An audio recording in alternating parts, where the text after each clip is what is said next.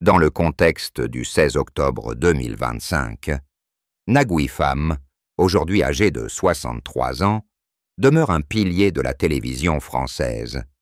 Mais imaginez un scénario tragique où il disparaîtrait subitement, peut-être d'une grave maladie qui aurait rongé silencieusement sa santé après des années de travail acharné, serait une perte incommensurable pour des millions de téléspectateurs et sa famille.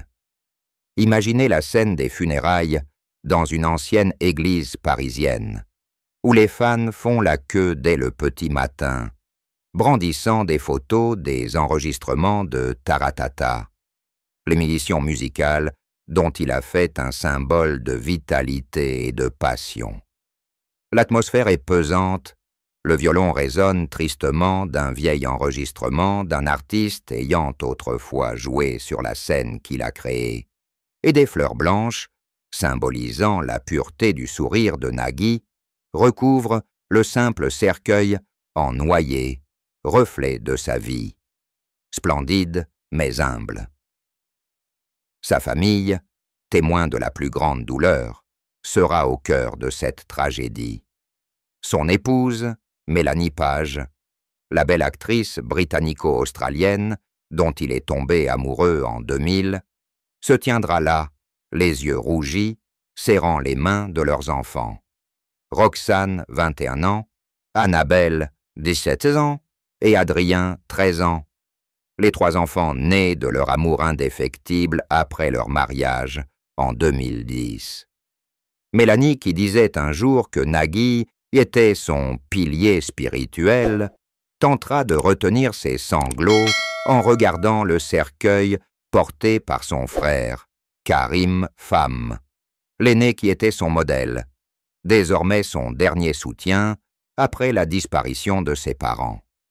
Nina Pham, sa fille de 28 ans, issue de son premier mariage avec Marine Vignes, se tiendra à l'écart, les épaules tremblantes, serrant un bouquet de marguerites blanches, une fleur qui lui rappelle son enfance avec son père à Cannes. Nina, aujourd'hui coordinatrice de restauration à succès, a dit un jour que son père lui avait appris la résilience, mais elle doit maintenant le regarder gisante, immobile, son doux visage familier n'étant plus qu'un souvenir. Le deuil de la famille n'est pas seulement une perte personnelle, mais aussi l'effondrement du monde qu'ils ont construit avec lui. Imaginez Mélanie lisant l'éloge funèbre, la voix brisée, racontant les matins de Nagui à la salle de sport, ses pompes et ses abdos pour rester en forme, ou ses escapades secrètes à Saint-Tropez, où il se détendait dans sa Tesla avec chauffeur. Ses enfants, qui ont grandi dans les bras aimants d'un père occupé mais attaché à sa famille, pleureront les soirs où il racontait son périple d'Égypte en France, du détournement de radio à l'apogée de sa carrière. Adrien, le cadet, âgé de seulement 13 ans, ne comprendra probablement pas, tenant seulement un ours en peluche, cadeau d'un épisode de N'oubliez pas les paroles, et demandant à sa mère « Papa va revenir ?» Karim, son frère, racontera ses souvenirs d'enfance à Cannes, lorsque les 2 frères étaient rivaux mais toujours solidaires, surtout après la mort de leur père en 1982, alors que Nagui n'avait que 21 ans. Les funérailles se prolongeront au rythme des chansons de Taratata, avec la participation de stars comme Patrick Bruel ou Sophie Davant, une collègue du Téléthon qui interprétera « Que le meilleur gagne », une chanson qui lui est étroitement associée, mais qui sonne désormais comme un adieu. L'héritage qu'il a laissé à des millions de fans n'est pas seulement un divertissement, mais aussi une leçon de persévérance.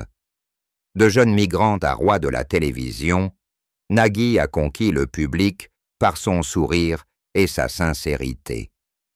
Mais l'immense tristesse hantera à jamais la famille.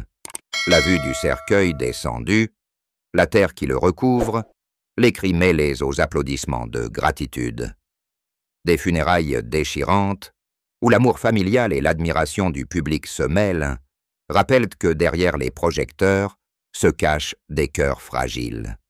Sa famille, désormais privée de Nagui, devra apprendre à vivre avec les souvenirs, tandis que ses fans du monde entier publient sur les réseaux sociaux, partagent d'anciens clips et écrivent « Nagui, tu as rendu nos vies plus heureuses ». C'est une fin triste, mais son héritage, musique, rires et amour, perdurera à jamais, tel un chant éternel de Taratata. La plus grande tristesse de la vie de Nagui Pham fut probablement la mort subite de son père, Lotfi Pham, en 1982, alors qu'il n'avait que 21 ans.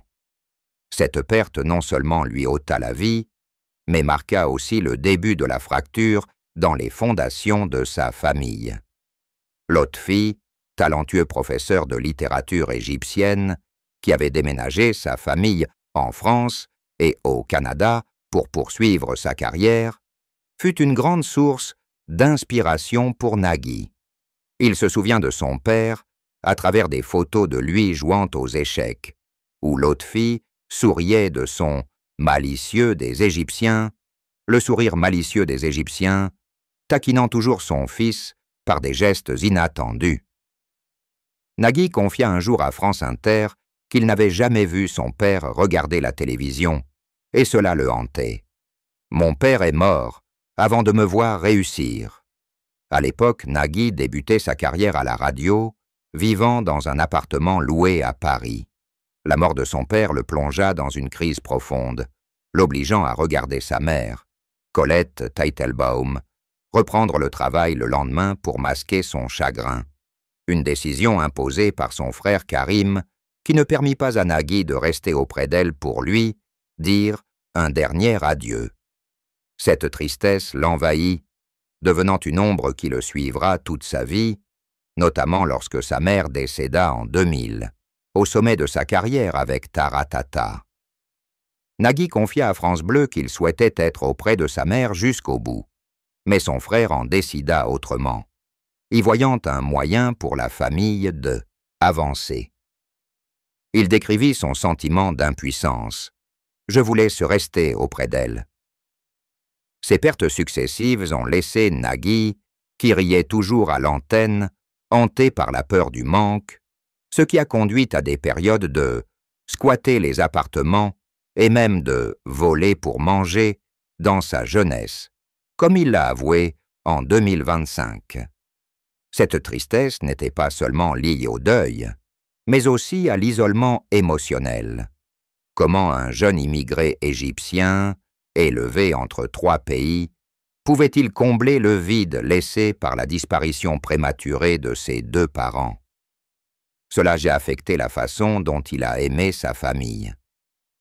Plus tard, il serrait plus fort ses enfants dans ses bras, appelait Mélanie pilier, et passait du temps avec Nina, même de son précédent mariage. Imaginez Nagui veillant toute la nuit, écoutant de vieux enregistrements de son père, lisant de la poésie française, ou regardant des albums de famille de Cannes, où il jouait avec son frère Karim. Cette tristesse est Shamsi, les carburant de sa résilience, du pirate radio au 7 d'or, mais aussi la cicatrice qui lui fait détester la séparation, comme lorsque RTL l'a licencié en 2006 après 18 ans, lui rappelant la perte de sa jeunesse. C'est plus grand que l'échec professionnel de 1996-2000, lorsqu'il était persona non grata, après le scandale de l'animateur-producteur. Pour Nagui, la plus grande tristesse n'est pas l'échec, mais les mots non dits à ses parents, les accolades inachevées. Cela lui a appris à vivre pleinement, mais lui fait aussi appréhender la vieillesse, surtout à 63 ans, en 2025, lorsqu'il verra ses enfants grandir et se demandera s'il les verra réussir comme son père l'espérait. L'incident qui a changé la vie de Nagui fut le scandale des animateurs-producteurs de 1996 sur France 2. Ce scandale financier l'accusait d'avoir accordé à Air Productions des clauses contractuelles excessives en matière de avantages.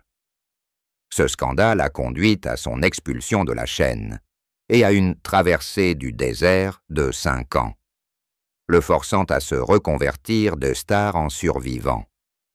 Auparavant, Nagui était le roi du prime time, avec Que le meilleur gagne, qui a réuni 12,6 millions de téléspectateurs. Cependant, des reportages lui reprochaient, ainsi qu'à des collègues comme Patrick Sabatier, un double intérêt, animateur et producteur. Bien que blanchi par le rapport Bloch-Lenné, il a choisi de partir pour TF1, mais les échecs cuisants de L'appel de la couette, le concept de célébrité dormant dans le même lit, critiqué avec provocation, et de Vous ne rêvez pas, ont fait de lui un flop cuisant dans la presse.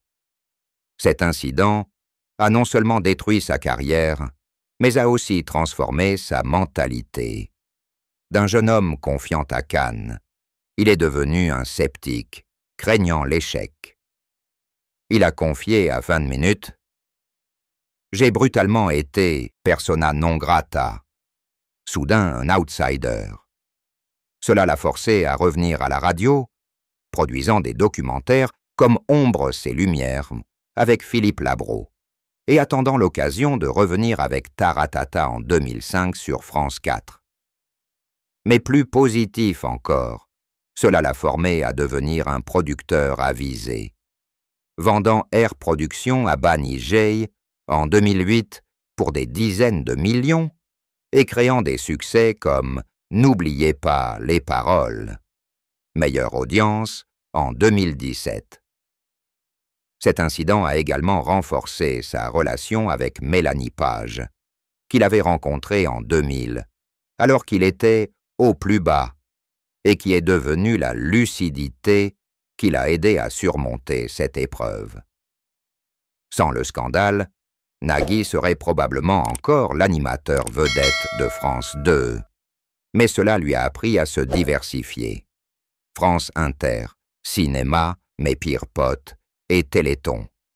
En 2025, il a considéré cela comme une leçon de vie, ce qui l'a conduit à décider d'arrêter « Tout le monde veut prendre sa place en 2021 pour se consacrer à un nouveau projet,